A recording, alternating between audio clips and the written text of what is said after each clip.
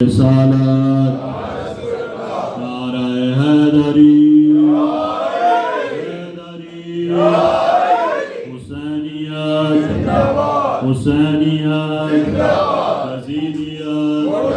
یزیدیت دشمنان اہل بیت لعنہ پاک بی بی سینڈ دا حق کھانا لیند لعنہ پاک سیدات پاکیزہ خاندان تے بلند تر صلوات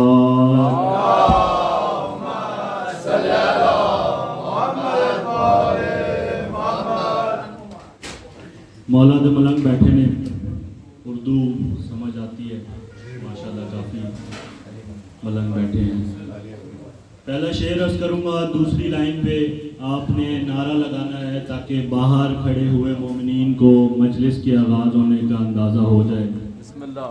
عرض کر رہا ہوں, مشکلوں سے جب ڈرے مشکلوں سے جب ڈرے مشکل کشا تک آ گئے. مل کے آنکھو حیدری.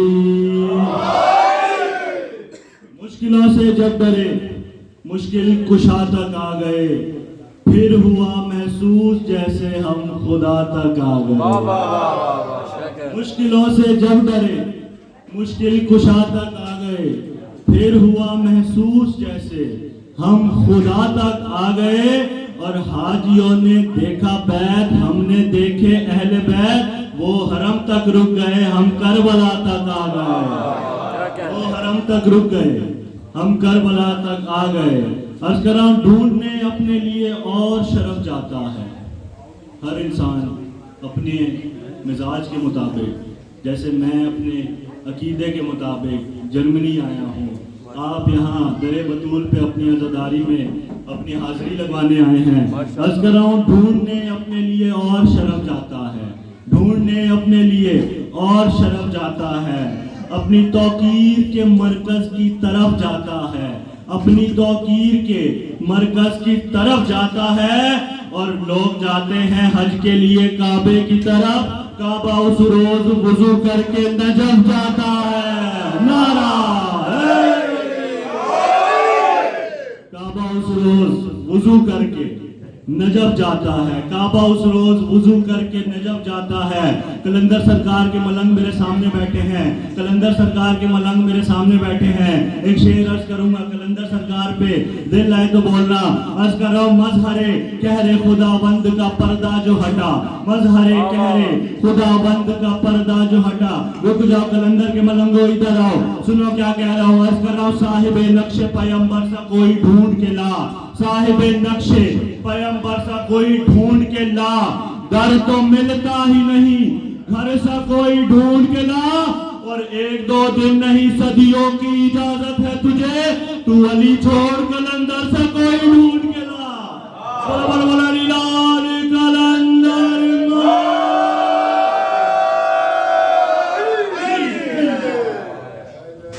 تو علی چھوڑ, علی چھوڑ کلندر سا کوئی ڈھونڈ کے لا, علی چھوڑ کلندر سا کوئی ڈھونڈ کے لا. عرض کرو, مظہر کہر خداوند کا پردہ جو ہٹا, مظہر کہر خداوند کا پردہ جو ہٹا. عکس توحید کا عکاس بھی آ جائے گا, اور بنت سرور سے فتح چھیننے والوں سن لو, صرف قائم نہیں عباس بھی آ جائے گا.